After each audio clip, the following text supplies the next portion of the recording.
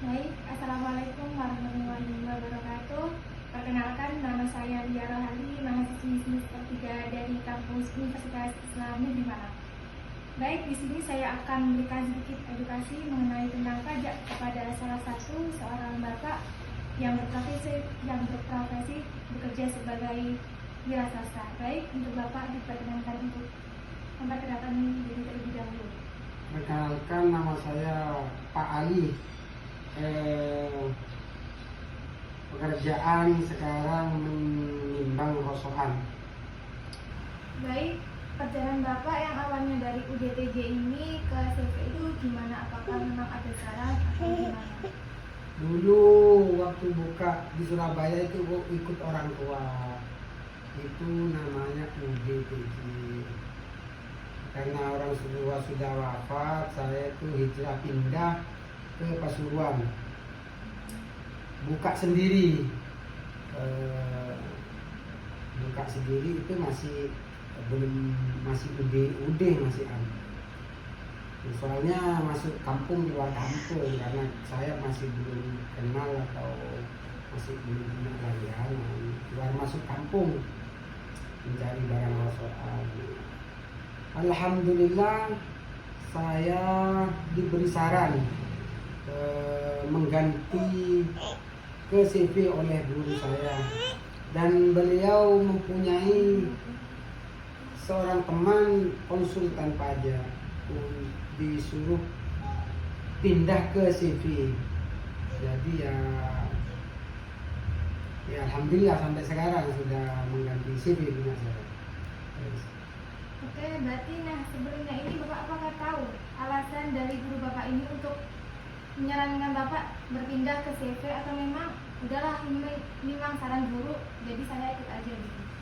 Enggak Pak, soalnya kalau udah saran guru itu ya saya nggak bisa nolak dan nggak bisa tanya-tanya lagi. Memang kalau sudah disuruh guru, wis nurut saya. Baik Bapak, di sini saya akan memberikan sedikit edukasi mengenai yang awalnya usaha ini dari UDTJ menuju ke CV. Dalam dunia pajak, UDTJ ini termasuk pajak pribadi. Nah, sedangkan CV ini termasuk pajak badan. Kalau lihat dari pengertian dari pajak pribadi dan pajak badan ini, apabila dulu Bapak ini termasuk UDTJ, berarti termasuk usaha ke pajak pribadi. Kalau misal pajak pribadi ini, nanti pajak yang dikenakan ini diambil dari penghasilan Bapak yang didapatkan. Itu dari penghasilan ataupun bonus. Sedangkan kalau pajak badan itu yang dikenakan pajak itu badannya Bapak. Misal dari CV usaha ini, CV-nya yang dikenakan pajak badan. Nah, dalam pajak badan ini tidak semua orang bisa langsung mengganti pajak badan atau pajak pribadi. Pajak badan ini semakin dia besar penghasilan yang didapatkan, maka kemungkinan juga semakin besar pula kita bisa menghemat penghematan biaya pajak ini. Nah, kemungkinan dulu yang awal guru Bapak ini menyarankan dari UDTJ ke CV, mungkin beliau beranggap mempunyai pemikiran bahwa usaha ini akan terus berkembang. Jadi kemungkinan lebih baiknya langkah untuk yang diambil ini bisa diubah ke CV badan ini, ke CV atau pajak badan ini. Karena kalau dari pajak badan ini, pajak tertinggi itu sampai 22%. Sedangkan kalau pajak pribadi ini sampai 35%. Jadi lebih tinggi pajak pribadi kalau dilihat dari persen. Berarti lebih menghemat ya? Iya, lebih betul. Menghemat ke pajak untuk bayar pajak. Iya, lebih besar penghasilan yang didapatkan. Itu nanti perhitungan pajaknya itu akan lebih mudah atau lebih sedikit itu ketika di pajak badan. Nanti tapi untuk memperkecil pajak atau memperbesar pajak itu tidak semua orang bisa. Hanya kita lewat mengkonsultasi dengan konsultan pajak, itu gimana nanti alurnya itu dengan konsultan pajak. Nah, maka dari itu penting juga kita mengetahui pajak penghasilan dan lainnya agar kita tidak sampai terkena berurusan dengan orang pajak atau bahkan ke ranah hukum gitu. Jadi penting, bagus juga saran dari guru Bapak. Mungkin yang dulu awalnya Bapak hanya mengikuti saran dari guru, sekarang Bapak bisa paham lebih paham mengenai pajak ya. badan dan pajak pribadi. Betul, betul. Nah, menurut saya mungkin memang apa ya, usaha Bapak ini ada potensi gitu untuk penghasilan meningkat. Maka dari itu dulu saran Bapak menyarankan untuk pindah ke CV badan ini karena melihat potensi penghasilan yang akan jadi lebih tinggi. Disarankan untuk ke pajak badan agar pajak yang dikenakan dari orang pajak ke pajak usaha Bapak ini bisa tidak terlalu besar dan Bapak tidak memberatkan Bapak dalam membayar pajak tersebut. Baik, mungkin sekedar hanya itu yang saya dapatkan. Semoga ini ilmu ya, mungkin ilmu Ya, lah terima kasih. ini bisa bermanfaat untuk Bapak kedepannya dan usaha Bapak juga bisa berkembang dengan baik dan tidak sampai berranah hukum seperti usaha-usaha yang lainnya di luar sana yang tidak mengetahui tentang pajak. Baik. Ya, terima kasih atas penjelasannya. Mohon maaf Terima kasih. apabila dalam tutur kata ini ada salah kata. Sekian dari saya. Wassalamualaikum warahmatullahi wabarakatuh. Waalaikumsalam warahmatullahi wabarakatuh. Assalamualaikum warahmatullahi wabarakatuh. Perkenalkan, nama saya Lia Rohali, mahasiswi semester 3 Universitas Islam Negeri Malang. Kali ini saya akan memberikan edukasi mengenai tentang pajak penghasilan kepada salah satu UMKM di Kabupaten Malang. Nah, sebagai salah satu warga Indonesia, kita yang mempunyai penghasilan dari sebuah usaha UMKM, itu alangkah pentingnya kalau kita juga paham tentang apa itu pajak. Baik, sekarang saya sudah bersama Mbak Sofi. Nah, Mbak Sofi ini beliau sudah memulai membuka usaha toko kue basah dan toko kue kering. Nah, toko kue basah ini dijalankan di perumahan, walaupun di daerah perumahan yang padat akan penduduk di daerahnya, tetapi usaha ini sudah dikenal oleh orang banyak, bahkan usahanya juga sudah mempunyai pelanggan tetap sebagai konsumennya. Baik, Mbak Sofi izin bertanya, kalau boleh tahu nih, Mbak Sofi ini sudah memulai usaha toko kue ini dari tahun berapa untuk awal berdiri? Usaha ini sebenarnya punya ibu, tetapi selama ini saya juga membantu dalam menjalankan usaha ini. Dan usaha ini berdiri sejak tahun 2000 sampai sekarang. Nah, selama tahun 2000 ini sampai sekarang, bagaimana cara Mbak Sofi mempunyai strategi agar usaha ini bisa berlanjut sampai nanti? Untuk cara pemasaran dan penjualannya itu seperti apa di luaran? Dulu pertama kali bikin pesanan untuk orang sekitar rumah saja. Seiring berjalannya waktu, mulai menyebar lewat mulut ke mulut dan pada akhirnya dikenal oleh banyak orang. Kita sering diundang di event sebuah mall, apa acara gitu, dan mulai saat itu kita menjadi semakin dikenal hingga konsumen berdatangan di rumah dan kita mempunyai pelanggan tetap sehingga setiap hari kita tidak pernah namanya sepi pemesanan dan omset alhamdulillah yang diterima juga meningkat. Tadi kan sudah ada penjelasan dari Mbak Sofi ini usahanya mengalami peningkatan omset. Nah, dalam meningkatnya omset ini, dalam istilah pajak itu bisa dikenakan dengan pajak penghasilan. Nah, penghasilan ini bukan hanya dari gaji ataupun bonus yang diberikan oleh atasan kepada bawahan, tetapi yang namanya benefit ini segala benefit atau dalam bentuk apapun yang mana benefit ini bisa diambil manfaatnya dan juga bisa menambah kekayaan individu. Nah, seperti penjelasan tadi kan itu bisa menambah kekayaan individu dengan cara meningkatnya omset yang diterima oleh pemilik usaha. Baik, Mbak Sofi, apakah usaha Mbak Sofi ini sudah terkena pajak? Karena kan kalau diperkirakan dari ceritanya Mbak Sofi ini, tadi ada kenaikan omset dan itu sudah dari kenaikan omset itu udah termasuk kategori pajak penghasilan. Untuk pajaknya itu terkena apa tidak, dan apabila terkena itu nominalnya berapa? Sudah terkena pajak ya. Kalau dari omsetnya. Dan usaha ibu ini kena pajak sebesar 0,5% setiap bulannya. Dari pemaparan tadi kan pajaknya terkena 0,5%. Kalau dilihat dari persenan, omset yang sudah diterima oleh pemilik usaha ini sudah diperkirakan mencapai sekitar 6 juta sekian sampai 7 sekian.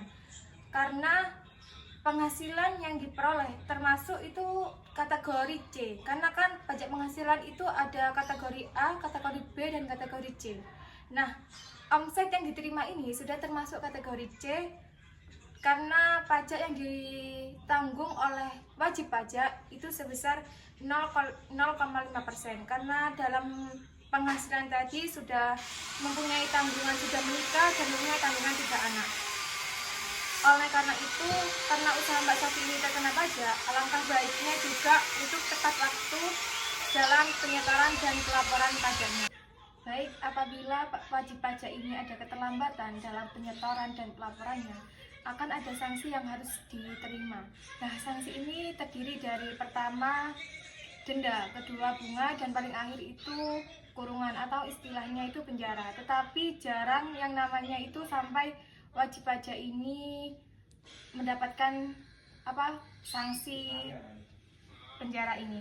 Oleh karena itu, agar kita tidak sampai berurusan dengan hukum, oleh karenanya lebih baik sebagai wajib pajak itu kita selalu tepat waktu agar tidak sampai berurusan dengan hukum. Maka dari itu, jadilah warga Indonesia yang baik dengan cara membayar pajak dengan tepat waktu. Baik, sekian dari saya. Apabila ada salah kata, mohon maaf. Wassalamualaikum warahmatullahi wabarakatuh. Assalamualaikum warahmatullahi wabarakatuh. Perkenalkan, nama saya Dia Rohali, mahasiswi semester 3 dari Universitas Islam Negeri Malang. Di sini saya akan memberikan edukasi mengenai tentang pajak PPN kepada salah satu mahasiswi di UIN Malang. Nah, di sini mengingat pentingnya kita mengetahui apa sih itu pajak PPN, karena pada dasarnya kita tuh setiap hari melakukan transaksi pembelian, baik itu pembelian barang ataupun pembelian jasa. Nah, di mana dalam transaksi tersebut kita juga tidak asing dengan yang namanya istilah dengan pajak PPN. Sekarang saya sudah bersama Mbak Una. Nah, Mbak Una ini merupakan salah satu mahasiswi di kampus UIN Malang. Nah, izin bertanya Mbak Una, apakah selama ini Mbak Una sudah tahu tentang apa itu pajak PPN? Sudah Kak, soalnya tiap hari kan juga udah ketemu pajak-pajak PPN gitu ya. Biasanya Mbak Una itu menemukan pajak PPN itu dalam transaksi apa sih gitu? Biasanya di makanan sih Kak, apalagi di outlet-outlet kecil kan sekarang juga udah kena PPN gitu ya. Ngomong-ngomong, selama ini kalau Mbak Una mengetahui tentang PPN itu, apakah Mbak Una tahu dari kepanjangan dari kata PPN itu? Untuk kepanjangannya sendiri belum tahu. Baik, kalau untuk dari kepanjangan dari PPN, PPN merupakan pajak pertambahan nilai, di mana ada tambahan nilai yang ditangguhkan kepada seorang pembeli, di mana nanti semisal Kak Una membeli makanan seperti yang kita ketahui seperti gacuan, itu kan tertera pajak gitu kan. Nah, itu yang dimaksud dengan PPN, ada pertambahan nilai. Semisal Kak Una habis senilai 21.000, nah itu bukan hanya 21 yang akan ditangguhkan kepada Mbak Una, melainkan ada mungkin nanti 23. Nah, itu kelebihan mungkin yang 2.000 itu yang dimaksud dengan PPN. Baik. Apa sih tujuannya dari adanya sebuah pajak PPN? Kalau tujuannya saya belum tahu sih. Di sini saya memberikan beberapa penjelasan sedikit sih mungkin, tapi mungkin ini bisa bermanfaat buat Mbak Una. Nah, tujuannya itu yang pertama yaitu PPN ini bisa membantu untuk pendapatan negara. Nah, dari PPN ini pendapatan negara itu paling terbesar dari PPN. Nah, karena kan kenapa kok paling terbesar? Karena PPN ini merupakan pajak yang ditangguhkan kepada semua masyarakat, di mana pajak ini tidak semua orang bisa untuk melakukan gitu. Karena semua dari golongan itu melakukan transaksi dan tidak mengenal itu dari golongan kasar tertinggi ataupun terendah. Nah, kedua, pajak ini mendorong dengan adanya produsen dalam negeri diharapkan lebih kompetitif karena barang impor juga dikenakan PPN. Nah, kira-kira Mbak Una ini tahu nggak sih siapa sih yang membayar PPN itu sendiri? Belum tahu. Nah, selama ini kan Mbak Una kan melakukan transaksi seperti pembelian entah itu barang ataupun jasa. Nah, dari Mbak Una melakukan transaksi seperti di gacuan, itu kan Mbak Una yang membeli makanan tersebut, berarti otomatis Mbak Una juga yang membayar PPN tersebut. Tetapi karena kan tadi melakukan termasuk sumber pendapatan terbesar bagi negara, tetapi bukan berarti itu Mbak Una yang membayar, otomatis juga Mbak Una yang menyetorkan ke negara, melainkan Mbak Una ini melakukan pembayaran PPN ini kepada suatu outlet usaha. Tetapi nanti yang akan menyetorkan ke negara itu bukan Mbak Una, melainkan orang yang mempunyai usaha tersebut. Mbak Una hanya melakukan transaksi untuk membayar PPN ini, tetapi yang untuk menyetorkan dan memungut sebuah pajak PPN ini adalah orang yang memiliki usaha tersebut. Baik Mbak Una, apakah dari sini bisa difahami? Bisa, sudah paham. Baik, semoga dari edukasi yang sedikit ini bisa bermanfaat buat Mbak Una ke depannya. Baik, apabila ada salah kata mohon maaf. Sekian dari saya. Wassalamualaikum warahmatullahi wabarakatuh. Waalaikumsalam warahmatullahi wabarakatuh. Ini sih Kak, mohon maaf mengganggu waktunya. Iya, Boleh minta waktunya sebentar? boleh Kak. Kalau boleh tahu kakaknya namanya siapa? Afifah Kak, dari Univ Brawijaya. Oh iya, baik. Mohon maaf Kak, minta waktunya. Nah, mau tanya nih, karena kan ini ada tugas mengenai pajak PPN.